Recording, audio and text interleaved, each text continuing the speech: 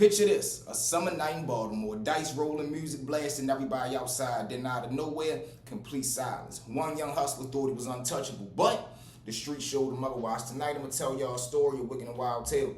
Kick back, relax, like, share, comment, smash that subscribe, smash that hype button. Take a ride with me. Let's go. Boom. Now, let me take y'all back today. I got a story that I put together myself, man. Make sure y'all jump in the comments. Give me a little bit of feedback. So, let me take y'all back to a Baltimore summer, man. I'm talking hot, sticky, the kind of nights where everybody outside. There's this corner over East Baltimore, and I'm talking about the corner stayed pumping 24/7, whatever you needed. Music blasting, dice games rolling, and money moving through hands fast in the water. I'm trying to tell you, you already know how it is when you got those type of nights, man, and you got those type of neighborhoods to where as though it's just going down. Now, everybody on that block know about this one little dude, we're going to call him Lord Dre.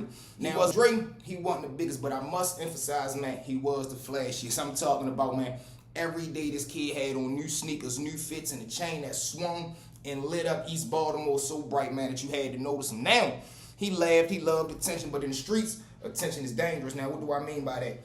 You always got the wolves out, man. You always got somebody that don't got what you got. You always got somebody that's looking to take what you got because they feel as though they entitled to it. Now, Dre, he was a flat foot hustler, and I'm talking about Shorty had a vicious hustle game with him. No matter what it was, the product, no matter what the stakes was, Shorty was always going to rise to the occasion. Now, he was moving weight for some older dudes in his neighborhood. You already know problem was, though, Dre, I repeat, man, he ain't know how to keep his mouth shut. What do I mean? I always tell y'all how people always going around talking. You can't just...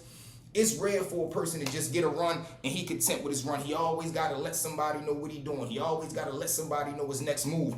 And we all know that that's very, very dangerous in the streets. Not just in Baltimore, but the streets all over the world. So now, Shorty could just not keep his mouth shut. He bragging at a dice game one day. He's showing off stacks of money. And I'm talking about, he talking loud about what was next to come, the next move, the next package. Oh, all right, OG Ray get this, OG Ray do that. So what he doing is he putting all the business out there in the streets. He really messing up the program because you think you're around some love, but you don't know where the wolves lie. You don't know where the fox gonna come from. You don't know where the snake gonna come from. You don't know where the rat gonna come from.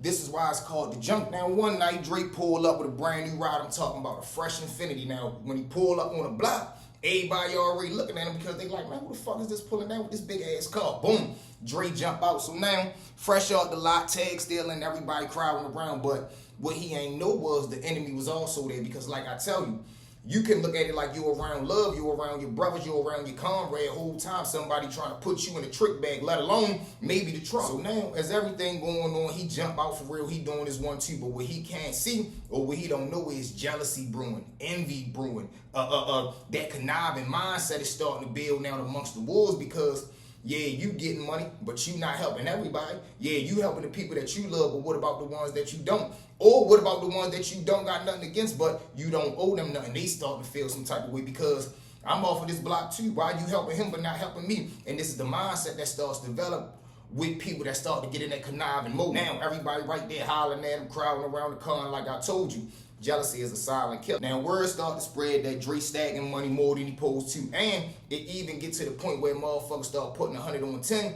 They start to say that he's stacking money on the side from the OGs that he not supposed to have. So, of course, now word start to get out. Word get back to the OG. Now, the thought is in his mind. But you got to understand the OG, too. Do he go ask and see if he gonna get a true answer? Or do he just conduct his business, do what he know need to be done? If that violation was true, meaning you stealing, what else will you do? You will sell me out right here. Now, if we get down the line, what else you will do? You stealing $1,000. What if we got $1 million? What you gonna take then? And this is the mindset of a boss. This is the mindset of somebody that's putting other people in position, and I gotta make sure I do what's best for the franchise. Like I say, you cannot compromise the enterprise. Now, we all know stealing. We already know what come with that. Motherfuckers get their hand hit about that. So, boom, Shorty doing this thing. Word ends up getting back to the OG. Couple nights later, I'm talking about the corner was packed more than usual. But this night, it just felt a little different. The air felt different. The tone of the block felt different. The energy of everybody on the block felt different. But Dre so caught up in the hype,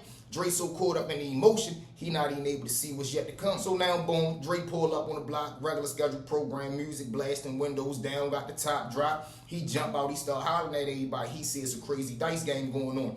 He jump out. Of course, he can't just be regular. He already coming. What, the broke boys out? Man, everybody put that petty ass money up. A real boss here. Now he start 5,000 out this pocket, 5,000 out this, 2,000 out the back, 1,500 out the other pocket. Now he, man, fuck that, I ain't done yet. Goes back to the car, pop the armrest. He probably got like fucking 2,500 all 10s. Man, fuck that shit. What y'all doing? Shooting the 10, bet the 10, man, up that shit. Shoot the 20, bet the 20. But now he's starting to take control of the game. He's starting to control the energy. You already had motherfuckers out there, might be some broads out there. They was the big dog right there. They was the top boom. They was the boss of the block. You don't know who telling lies. Man, no, this is my block. I'm the big dog. You never know what's going on. Now, you got Dre pulling up, showing his presence, showing his flash, showing his money. So now the bros, the niggas, everybody right there like, oh shit, who the fuck is yo? Now you done pulled up in a matter of seconds, you done stole the spotlight.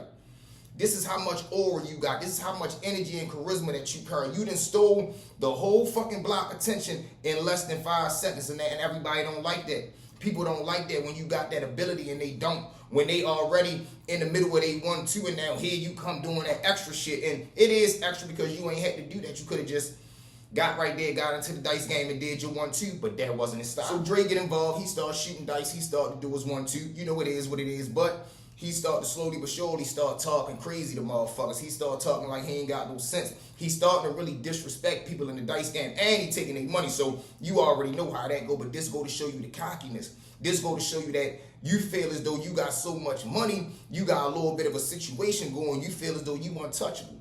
Can't nobody do nothing to Drake. Can't nobody say nothing to me. Ain't no nigga G checking me. I'll put that bag on his head. I'll crush you myself. This is the mindset of an egotistic person. This is the mindset of somebody that's so caught up in his wave, he feel as though, man, fire not hot. He feel as though he can't be on one of these news articles. He feel as though he won't have his moment on the mic where somebody splat his ass. But he got a lot to learn. So as he right there talking his 1-2 for real, doing his 1-2, one of the Lord dudes get tired, he slide off for real. Now where he going, nobody knows. But all we do know is 10 to 15 minutes later, everything get quiet. All you hear is gunshots ring off. Boom, boom, boom, boom, boom. Everybody scared, everybody ducking, everybody go their separate ways. 10, 15 minutes later, when everybody get back to the scene, once police arrive, they find Lord Dre right there, 7 to the chest. Whole time he laid out, pockets split inside out. Don't nobody know nothing, ain't nobody see nothing, ain't nobody hear nothing, but the shots go off when they first rang, and everybody scattered them with their own ways. But look at that.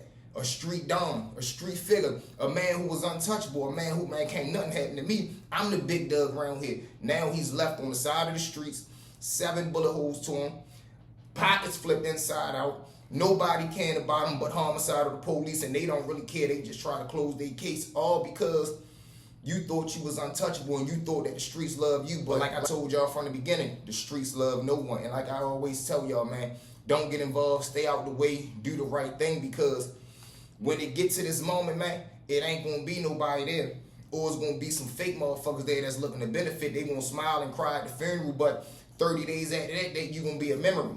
30 days after that, ain't nobody gonna go check on your family, your son, your niece, your nephew. They might say something when they see him outside, but ain't nobody going out there waiting to make sure the ones that you love okay. So always keep that in mind when you thugging for the block, when you thugging for this, when you thugging for that. Always remember who answered them jail calls. Always remember who sent that commissary, who sent that cash check, who make sure the baby got back to school clothes, who make sure my mother don't get put out.